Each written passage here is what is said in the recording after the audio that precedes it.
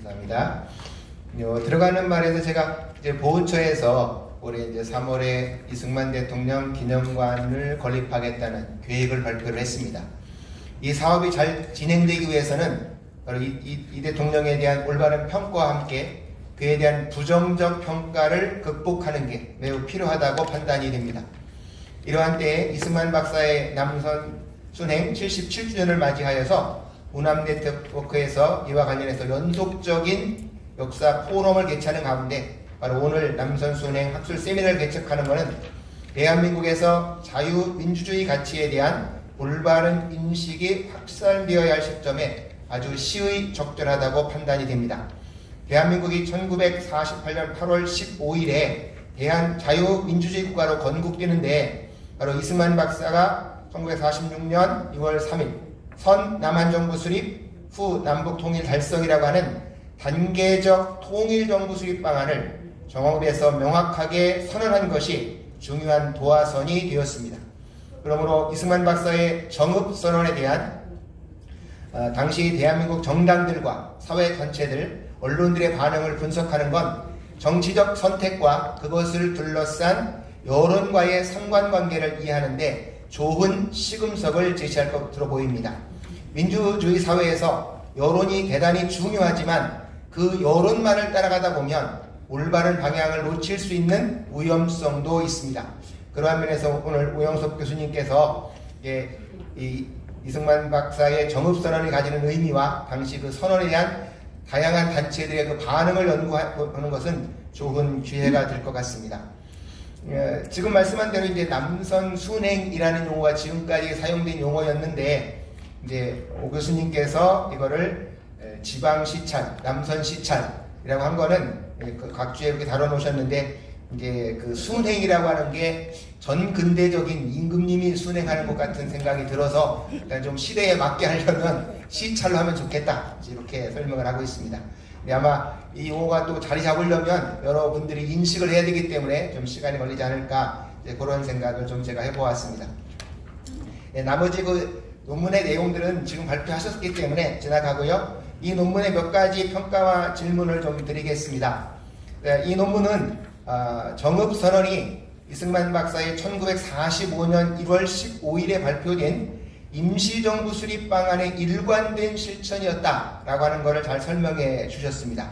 반탁이 격렬하게 진행되고 소련 대표단이 입경해서 미소 공의회를 개최를 위한 예배회담이 개최되기 직전에 이미 반소, 반탁, 반공의 임시정부 수립 원칙을 이승만 박사가 결정했다는 것이죠.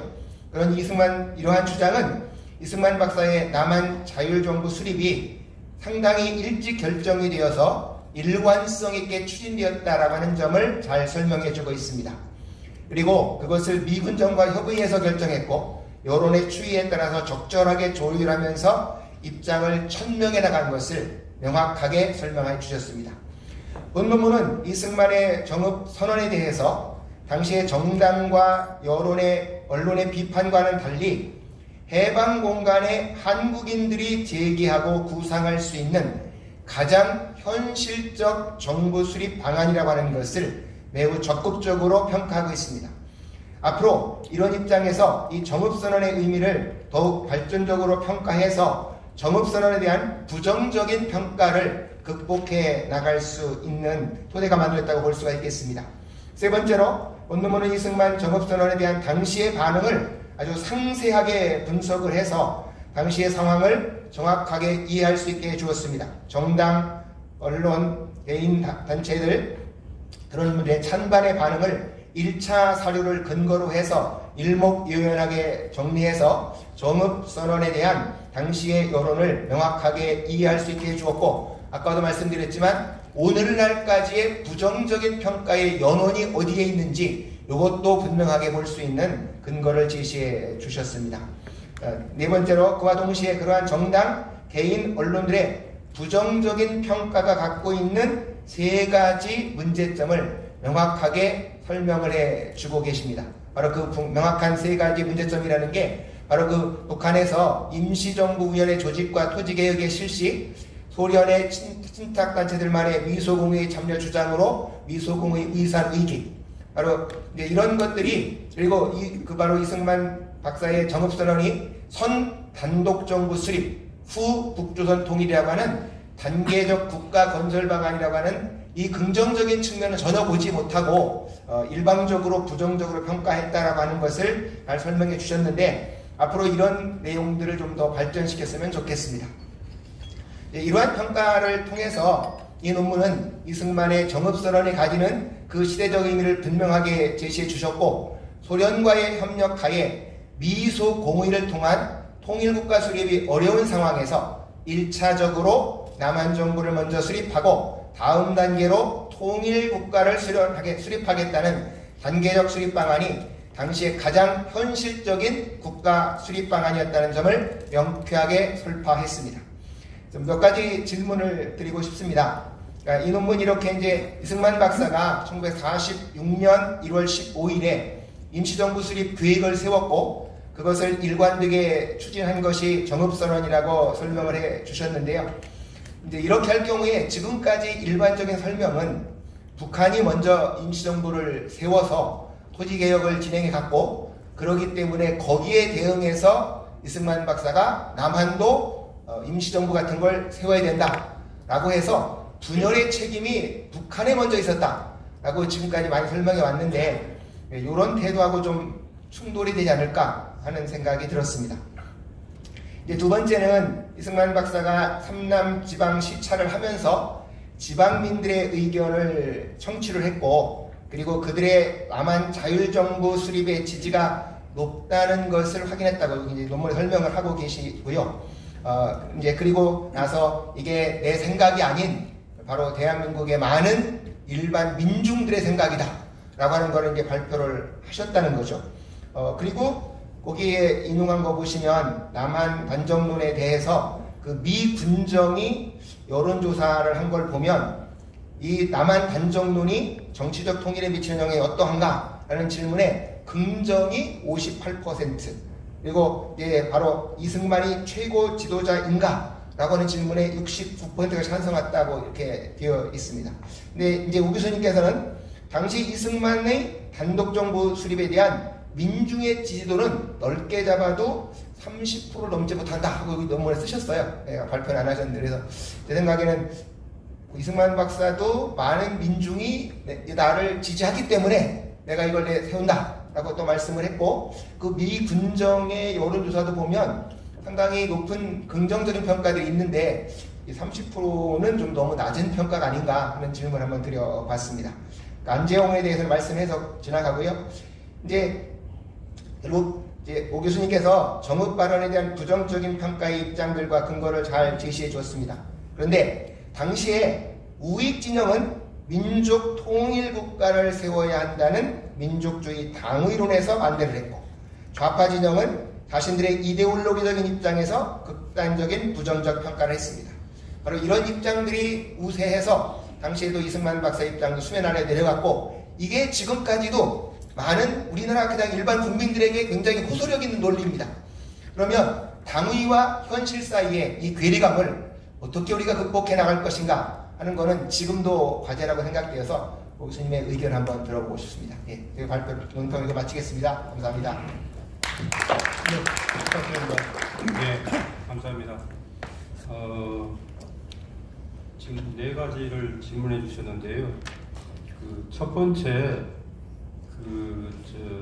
이 박사가 1945년 1월 15일 날 이른바 이제 남조선 단독정부 수립론에 대해서 자기 나름의 이제 그 이론 체계를 이제 구성을 했는데, 그걸 이제 15일 날 구성됐다고 제안했다고 이제 강조하게 되면은 46년 2월 달 북조선 임시위원회가 이제 구성이 됐다고 이렇게 주장을 하면서 논리를 이끌어가게 되면은 오히려 남조선 단독정부 수립 문제가 북한보다도 남한에서 이 박사에 의해서 더 먼저 이루어진 것이 아닌가, 이런 이제 문제를 이제 제기를 하셨습니다. 그런데 사실은 아까 지금 이제 여러 번 이제 말씀들이 나온 바이지만 1945년 9월 20일 날 스탈린이 극동구의 이제 국동군 러시아 국동군 이제 주재 사령관에게 비밀 전보를 보내가지고 소련군이 점령하고 있는 지역에서는 부르주아 정권을 갖다가 이제 수립해준다라고 하는 이제 기본 비밀 지침을 이제 내렸습니다. 이른바 이제 민주기지론의 이제 건설 문제라는 거죠.